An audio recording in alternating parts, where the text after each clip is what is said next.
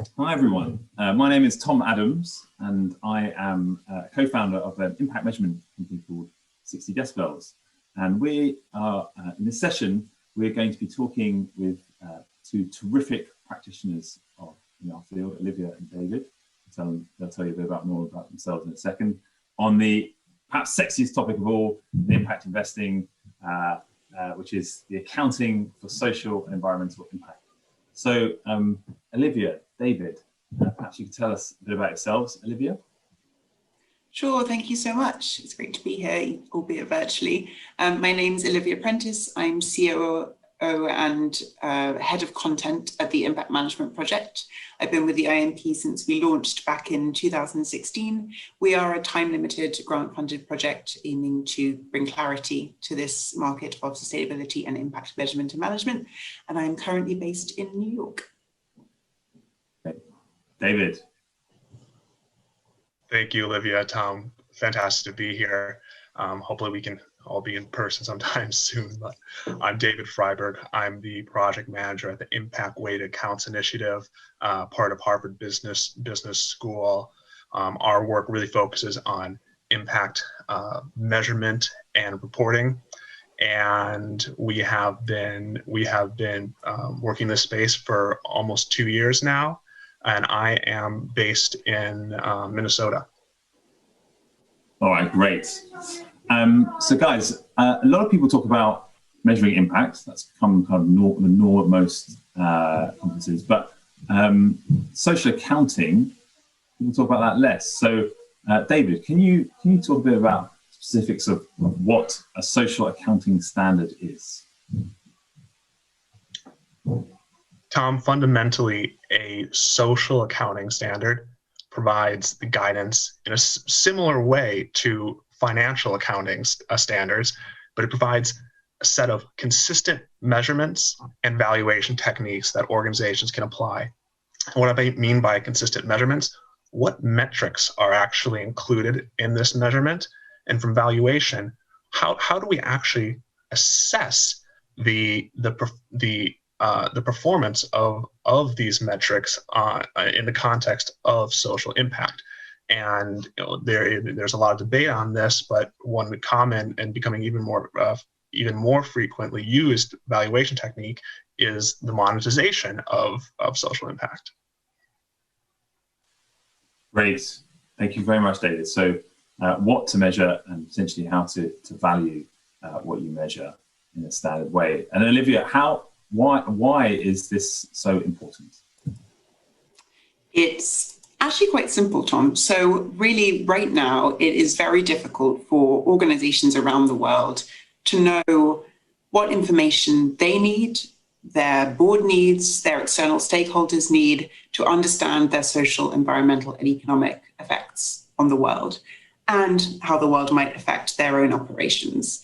We've seen this more than ever, I think, this year, that environmental and social topics that we think might not be material to a business suddenly overnight maybe become relevant, not only to a business's bottom line, but how they're regarded by their stakeholders and really core ultimately to their strategy. And so the reason that social environmental accounting is needed is we just need to make it easier for organizations to know what should be in scope for their reporting. How do they know what's comparable? How can they value their impacts, as David said, to stakeholders, but also to their business? How should information be shared? How should information be assured? So really you can take all of the aspects of financial accounting and say, well, how should this work to give us the information, the system, the training that we need to make it easier for organizations? Because critically, without this level of accountability and structure and transparency, we won't have good decisions made. It won't be possible for organizations to really know when they're creating harm, not only for the environment, but their employees, those in their supply chain, any stakeholder, but also there might be opportunities to create value, positive outcomes for stakeholders, not only where there might be benefits financially, but also because it's better for the world. And the easier we make it, the better everything will be. Great, both. So I think one of the things that, just listening to you both, about what and why important. The specifics of a standard is around organizations being able to differentiate, or investors being able to differentiate, and organizations being able to benchmark, compare what they do to what the possibility of impact they could create. And if we do the measurement and valuation in the standard way, those comparisons, those differentiations will become a lot more transparent, and ultimately better decisions will be made whether or not you're an investor or running your own organization. So we sort of jump through, where you work very quickly at the beginning. So I'd like to come back to that and ask you to provide a bit more detail about what specifically you're actually up to try and speed up the adoption and understanding of what standards are. Olivia. Sure, yes. So the IMP is a bit of a funny organization because we actually facilitate what we call a structured network of standard setting organizations.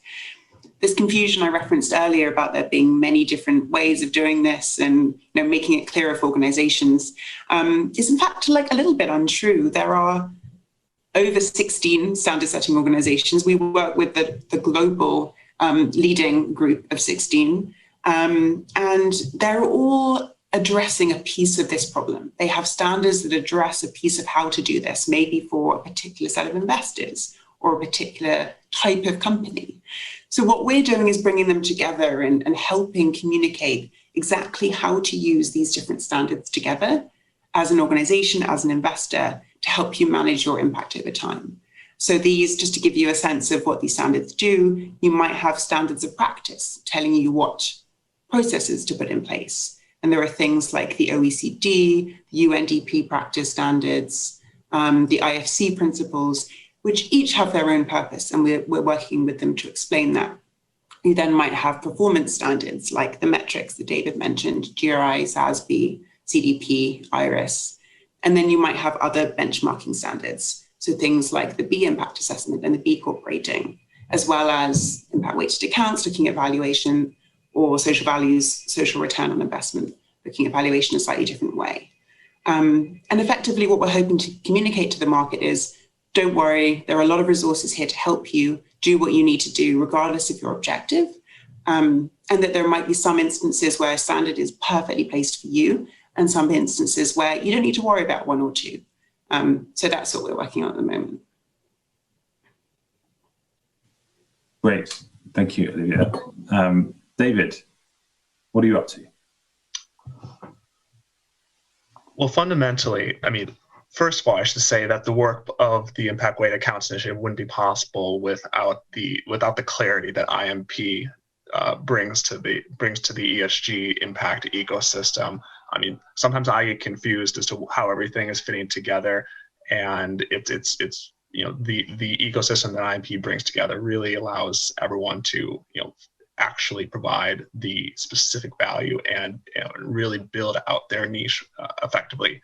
And to that, the Impact Weighted Accounts Initiative is fundamentally what we're working on is creating methods for measuring impact in a monetized manner. And we look at impact across three specific pillars: environmental impact, employment impact, and product impact. And what we really want to do is show that, first of all, measuring impact is possible. It can be done, it can be achieved, and it can be done in a scalable and standardizable way. Many organizations are currently experimenting with measuring their impact and monetizing their impact. And our work, we view our work as providing the foundation to guide these organizations' efforts, so that when they measure and report their impact to their investors and various stakeholders, this can be done in a comparable way that it provides management decision relevant information, but also allows investors to make more transparent trade-offs in their asset allocation decisions. I often think about it, we need to be able to compare the social impact that an Exxon Mobil creates to that of an apple. And fundamentally, our work is actually underpinned by this belief that these are decision relevant data. And one thing we've actually shown through some of our empirical work is that the environmental impact actually is already financially material for many of these organizations. And as we hope to bring transparency regarding employment and product impact, we hope to really drive this recreation of what success means in society. All right, awesome, both. Making it sound so simple, but I want us to get back as well to the individual organization, because what you've described is various stages, guys, of like thinking about what to measure, touching a little bit on how to measure, and then also potentially thinking about what sort of valuation to put on what you end up with.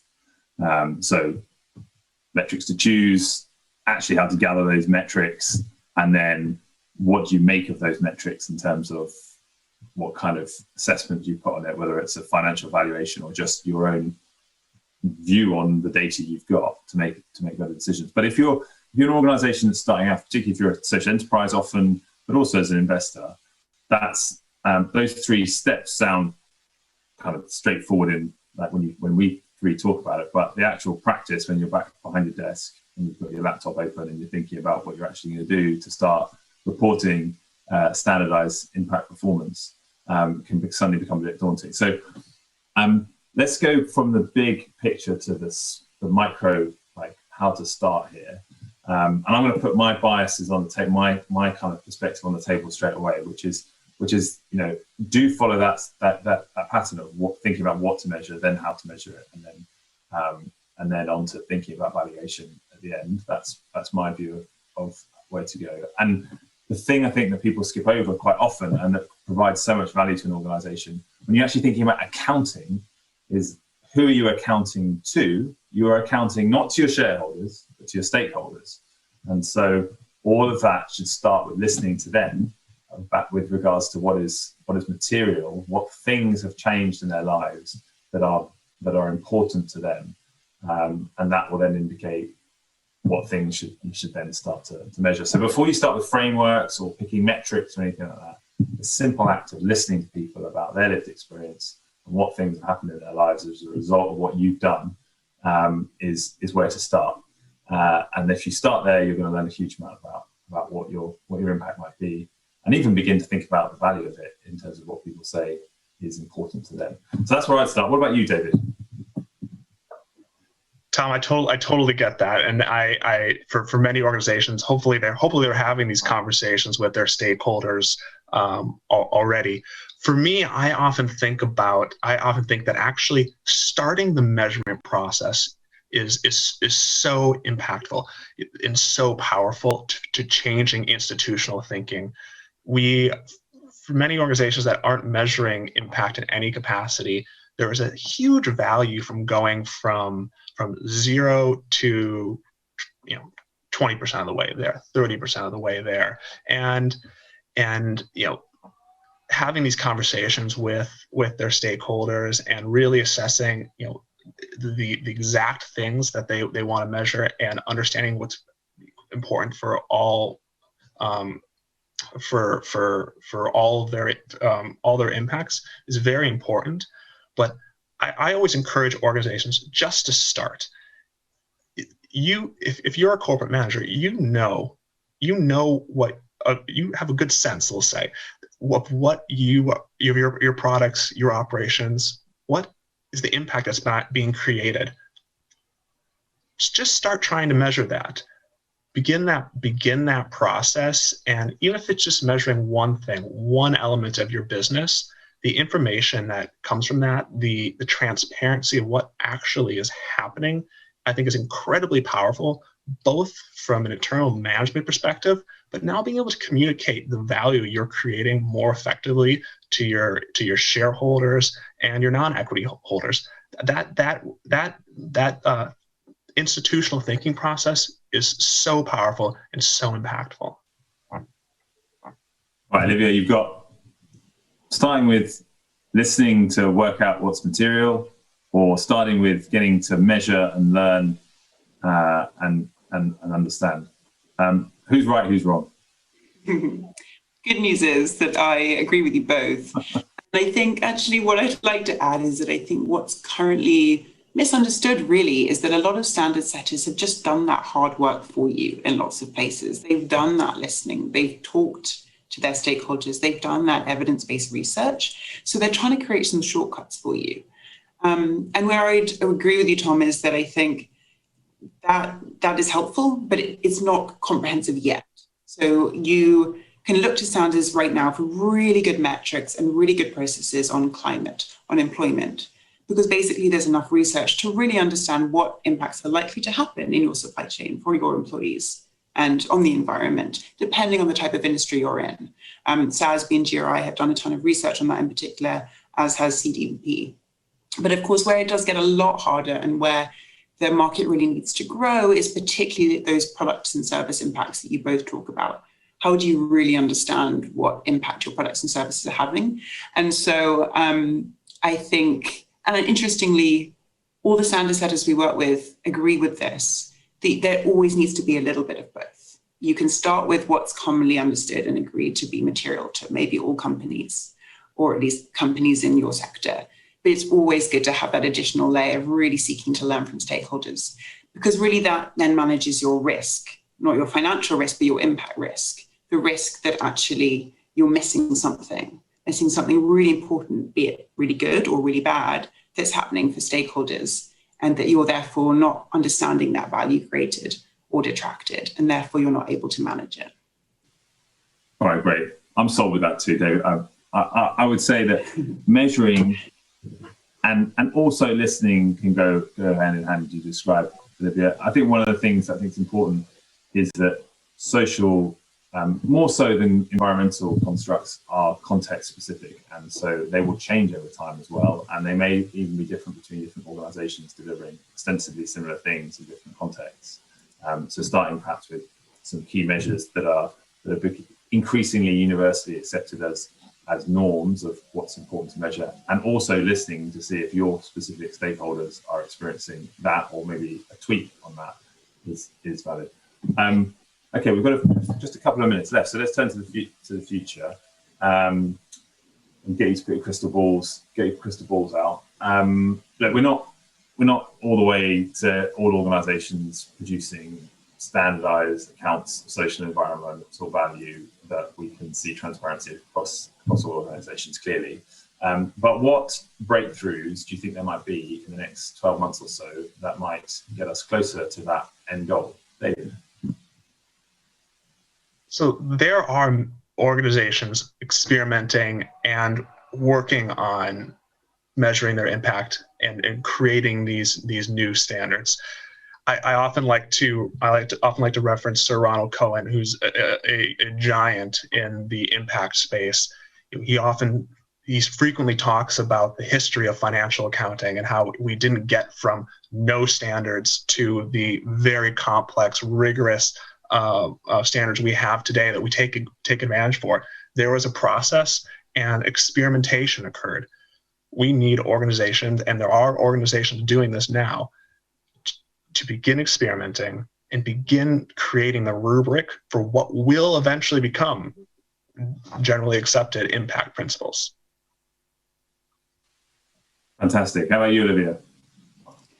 So I think I agree with David. I think we're close to a breakthrough, and I think the question for us all is, can we get the standards to be clear enough and backed by regulation soon enough so that everybody knows where to go to get what they need to measure their impact, and do so that we can rebuild the economy, rebuild the world that we've all lived through in 2020 in a way that is sustainable for more people. And I think without real data coming from companies as well as governments on what experiences people on the planet are having, we can't do that. And so I think this is a critical opportunity for us all to seize now. Olivia, accountants are going to save the world. Exactly. All right. I could listen to you both and chat about this all day. We only have 20 minutes, but I hope everyone got a flavour of what and why, and the why of accounting for social value, a bit about what the input and the accounting standards are doing, and how you may make a breakthrough, how you might start, and what else is going to be going on in the sector over the next 12 months that you should keep a lookout for. Olivia, David, thank you so very, very much indeed. Thank you, Tom. Thank you, Tom. Thank you, Olivia. Thank you. Bye.